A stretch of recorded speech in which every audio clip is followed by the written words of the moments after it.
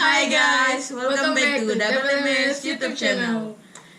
Jadi sudah lama sekali kita tidak buat video karena kita sibuk dengan kampus. Tapi sekarang kita lagi libur, jadi ya puji Tuhan.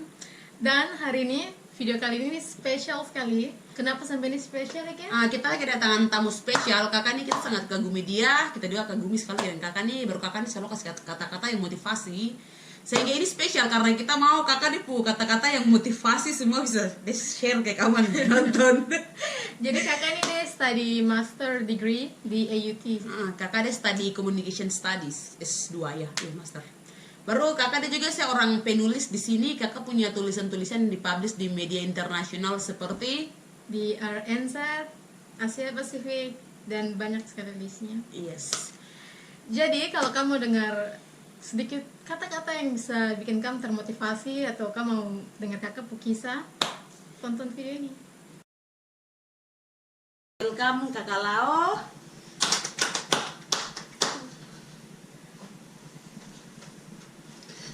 Oke kakak Lao, thank you sekali sudah mau hadir di topik video kali ini. Jadi kita mulai dengan sedikit background dulu dari kakak. Jadi kakak bisa tolong kasih tahu teman-teman semua kakak punya nama, umur, sedikit background kakak study.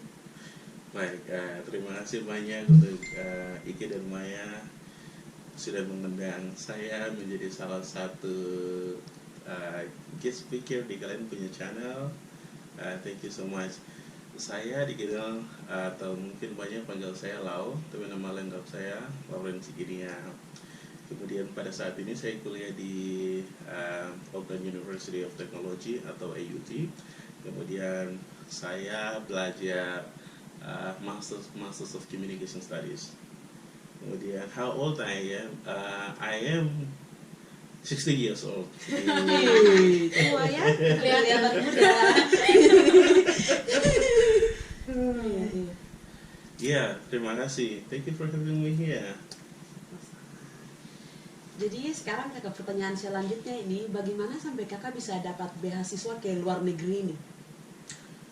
Baik, pertanyaan yang sangat bagus. Saya mendapatkan beasiswa dari pemerintah provinsi Papua.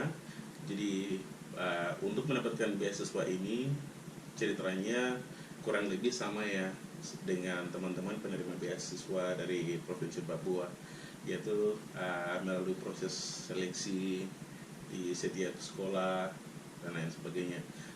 Saya punya cerita agak beda karena saya sudah graduate dari high school di tahun 2014 dan pada saat itu saya sedang belajar di Wamena. Jadi kampus nama kampusnya itu STG Kristen Wamena.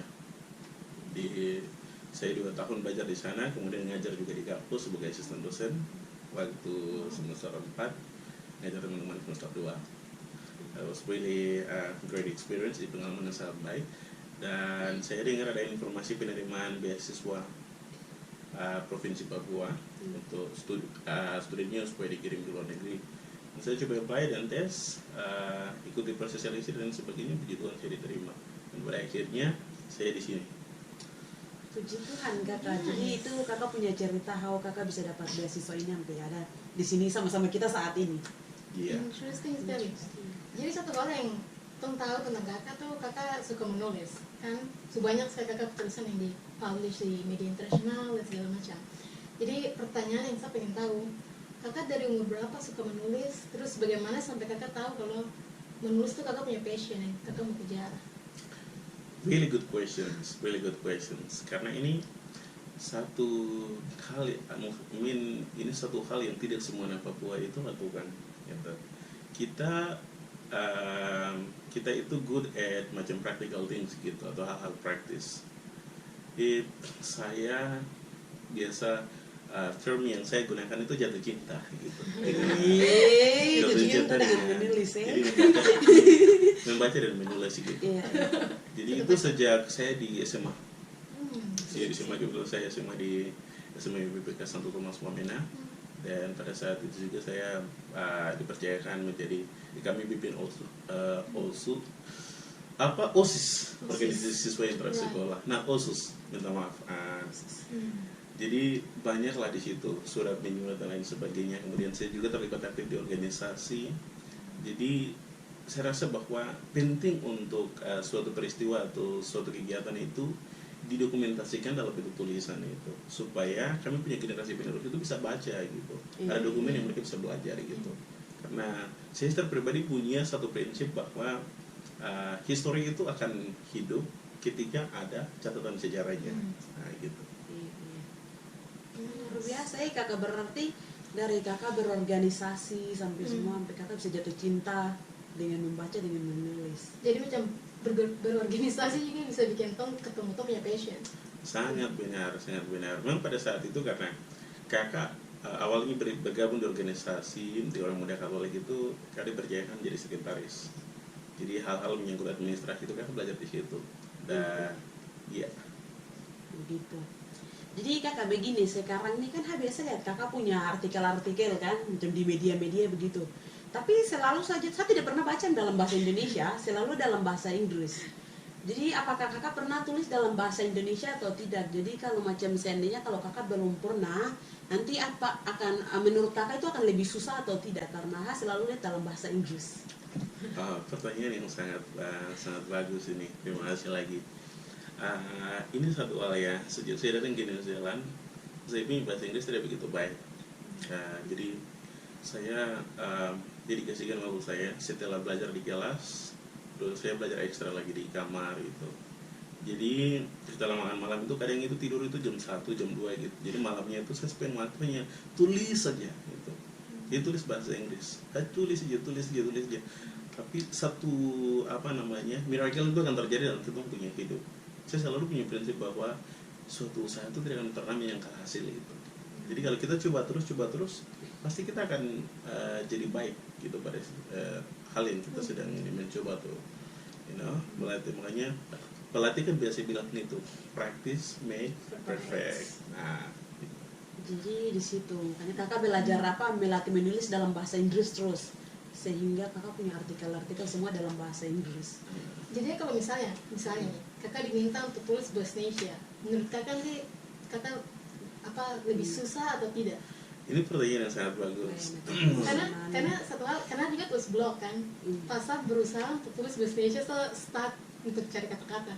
That's right. Kosakata kurang. Kosakata sangat I mean kurang. like,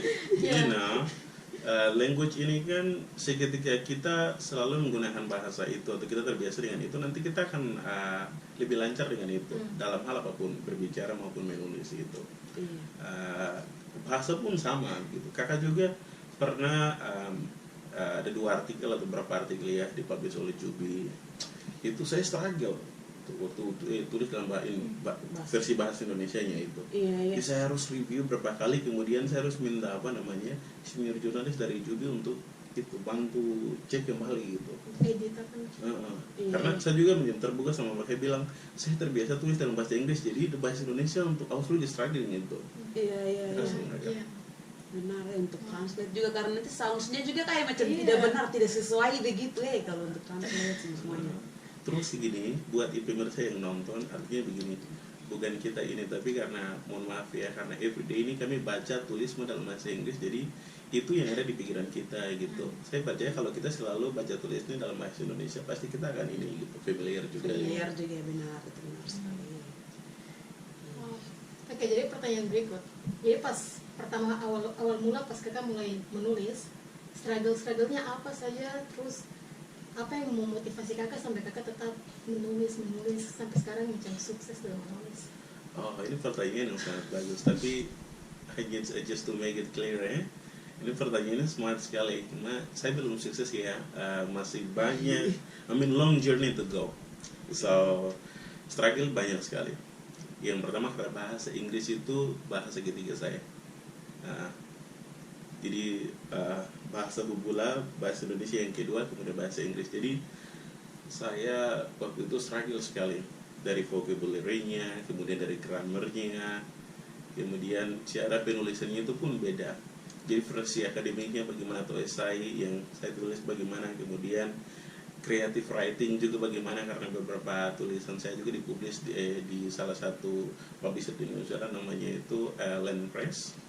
Saya sudah tulis satu, sudah dipublish, dan yang satu dalam proses proses assessment process. Kalau sudah diterima, nanti di coming July mereka akan publish. Terus itu untuk creative writing. Kemudian kalau buat news articles, kemudian tapi dalam bentuk features yang kata-katanya 1000 ke atas, itu beda juga. Ada dia punya style tersendiri juga. Jadi saya harus lihat dia punya guidelines-nya gitu. Kalau saya mostly kami lihat dia punya reference-nya APA yang dipakai. Kalau news articles ada dia punya guidelines-nya juga. Beda-beda ya, bro. Beda juga. Terus vocabulary yang kami pakai itu bagaimana, itu beda juga. Itu memang struggle sekali awalnya karena Inggris ini kan sesuatu yang baru itu. Tapi apa yang memotivasi kakak sehingga kakak tuh selalu keep going? Iya, motivasi yang pertama saya rasa begini, kembali ke awal tadi bahwa kalau saya tidak tulis dalam bahasa Inggris, tidak semua orang akan kira story tentang Papua atau tentang kita gitu. Iya benar. Jadi target kakak tuh begini, kalau saya tulis dalam bahasa Indonesia, berarti nanti yang akan membaca itu orang yang menggunakan bahasa Indonesia. Kalau saya tulis dalam bahasa Inggris, berarti nanti it has become international language. Iya. So jadi nanti public secara internasional mereka akan baca tulisan itu gitu. Jadi memang ada niat untuk target audiensnya biar lebih macam besar gitu ya. Betul. Lebih banyak orang. Betul. Jadi kakak punya misi tersendiri itu begini. Walaupun saya lahir besar dan SD sampai SMA di Wamena, dalam kategorinya di tempat yang memang terpencil, tetapi saya punya kualitas tulisan itu bisa sampai tembus ke dunia gitu. Itu targetnya. Luar biasa kakak nih. Iya. Baru kakak selanjutnya tuh begini, kakak punya apa nih? Maksudnya kakak, saya kan biasa lihat kan, maksudnya banyak. Mungkin saya biasa lihat tuh kayak macam Jubi apa begitu, itu kan memang dalam negeri kan, beda nasional. Kalau di luar negeri ini saya tidak pernah lihat, maksudnya macam mahasiswa Papua yang punya tulisan di publish di luar negeri gitu, atau mungkin saya saja yang tidak tahu. Jadi yang saya tahu tuh cuma kakak punya saja gitu yang publish di macam di Asia Pasifik, di mana gitu. Jadi Iya, saya baru kakak juga pernah dalam ini tuh salah satu TV internasional TV internasional dari New Zealand yang invite kakak untuk wawancara, I don't know, something kayak begitu. Saya pernah ada lihat. Jadi bagaimana sampai kakak punya tulisan-tulisan semua tuh bisa dipublish di media internasional? Very good. Ini kalian punya pertanyaan yang merangsang supaya saya ini bisa membuka tujuannya tuh itu. That's good. I like it. Biar orang lain juga bisa kayak kakak begitu kan? Oh begitu. Kan lebih bagus saya kalau banyak orang Papua. I'm feeling so humble you guys. Okay. Well, kakak tuh begini, selalu berpikir itu think out of the box gitu. Berpikir di luar dari ini. So saya punya ilustrasi sederhana buat kalian berdua juga, buat teman-teman yang lain tuh begini. Kalau mostly seluruh uni students mereka punya target itu preach ini bisa graduate gitu. Tapi saya mau jadi graduate yang bukan hanya macam mahasiswa, tapi I want to have something begitu. Setelah graduate itu saya punya sesuatu yang orang bisa kenang gitu. Sesuatu yang stand out dari semua gitu, out of the box. Jadi hal yang normatif ya, untuk graduate itu kan hal yang normatif itu atau traditional orang mau graduate gitu. Tapi saya tidak hanya mau itu, tapi sekarang punya prinsip itu begini, I want to use this platform, this opportunity, kemudian buat sesuatu lagi gitu di luar dari apa yang saya belajar gitu. Dan memang kenapa saya buat ini, karena begini, setiap pribadi kita ini punya kapabilitas yang sudah Tuhan berikan itu. Tapi kita tidak terbiasa untuk berpikir think out of the box gitu, tidak bisa keluar dari kita punya comfort zone. Dan itu hal yang what I've been doing atau saya sudah dan sedang lakukan. Makanya selalu open minded saja gitu, dan go out there and then berteman dengan siapa saja itu penting. Tapi hal pertama yang harus kita lakukan banyak membaca. Banyak membaca itu penting sekali. Karena semakin kita banyak membaca, kita punya informasi yang banyak, kita kaya dengan informasi, dan ketika kita berkomunikasi dengan orang, dan kita punya pembicaraannya itu berkualitas gitu. Jadi orang itu macam wow this guy gitu. Bisa. Jadi membaca adalah jendela dunia kayak ini. Iya, gitu. Kata-kata ada katanya gitu. Iya, iya. Iya, saya juga hampir shock diundang ke TVN set. Karena satu dan yang lain hal akhirnya kakak putuskan untuk tidak masuk di show. Nah, Iya. ada banyak hal yang harus dipertimbangkan gitu. Iya. Tapi one day, hopefully I will be there. Kan luar biasa sekali, wow, maksudnya macam di media internasional begini baru kakak.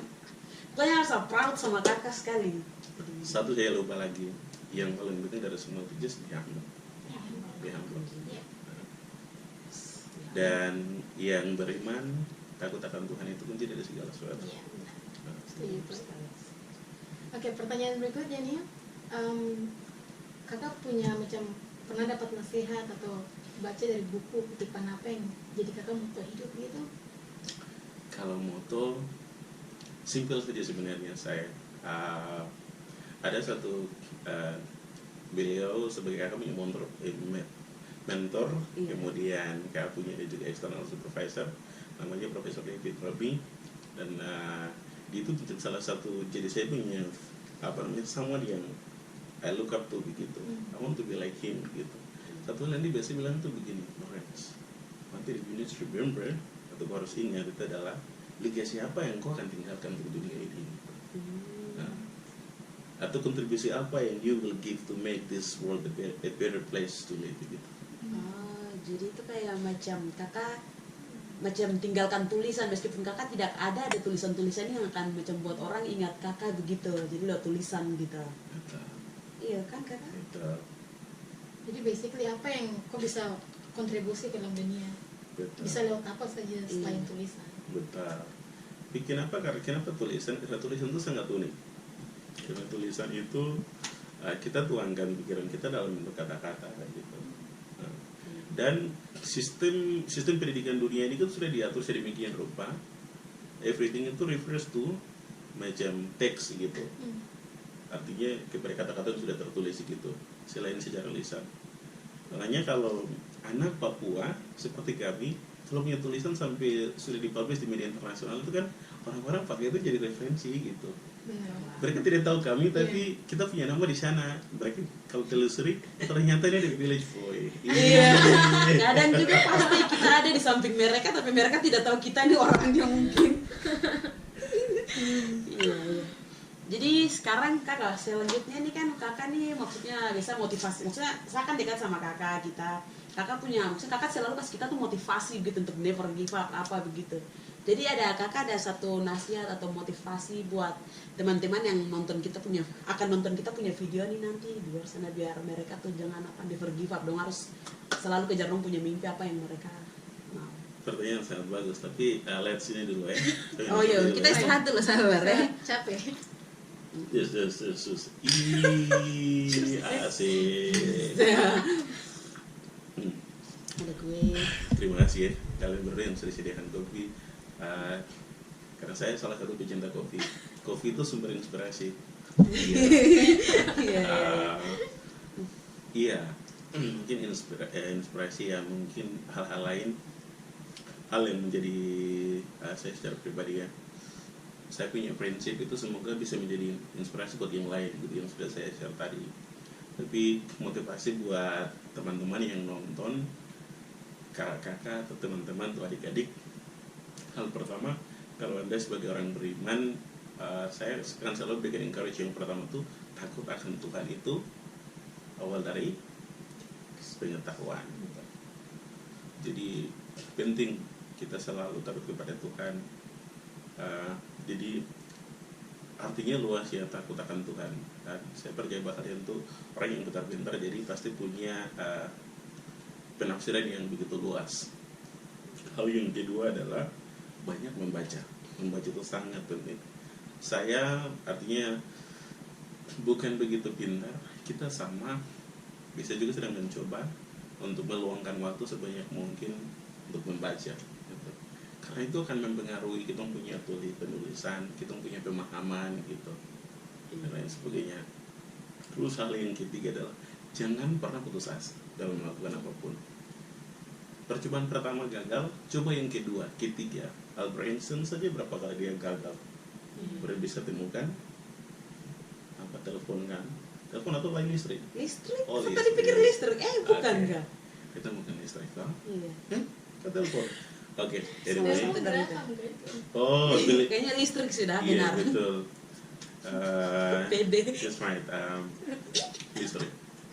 Pede. Itu bagus, ini presenter yang bagus ini. Mereka yang coba ini. Oke, yang berikut. Google ya, guys. Yang berikut, iya, pesan saya yang berikut itu be open minded gitu. Jangan selalu berpikir bahwa you know everything. Tidak, gitu. Masih banyak hal di sekitaran kita yang kita harus belajar itu.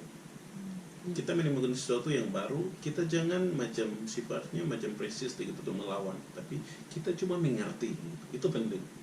Prinsip itu. Kita coba mengerti kenapa ini terjadi, kenapa orang bilang ini, kenapa dia lakukan ini atau orang lakukan ini. Itu penting. Kita mengerti dan kita dapat hikmah baru di situ nanti. Gitu. Terus yang berikut, jangan selalu jalan dengan kalian punya teman-teman itu saja gitu. Nanti dapat pengetahuannya itu saja gitu. Tambahan dari itu, usahakan itu bergabung di lingkungan yang positif. Lingkungan yang bisa mendukung gitu dan punya pola berpikir di dalam hal apapun itu. Mungkin seperti itu ya dari saya. Dan ya makan minum yang teratur. Dan saya juga kadang miss dinner lunch dan lain sebagainya, tapi itu penting. Jangan korbankan kamu untuk kesehatan. Kesehatan satu saja demi Betul. nyawa satu saja, mungkin kesehatan bukan. Iya, mungkin dari saya seperti itu. Jadi ya pasti ada banyak hal yang tidak ini ya, maksudnya mungkin ya yang saya bagikan pada adik-adik tidak sesuai dengan harapan, mohon maaf. Atau kalau ada pertanyaan dan lain sebagainya, ya bisa nanti hubungi lewat chat di Instagram atau Facebook. Oke, sudah kakak. Thank you so much sudah hadir di punya video. Dan semoga semoga apa yang kakak sudah sampaikan bisa jadi motivasi untuk teman-teman semua yang nonton. Jadi begitu sudah. Begitu sudah. Terima kasih banyak kakak sudah datang ke sini. Hai, wah. Terima kasih Wah. banyak.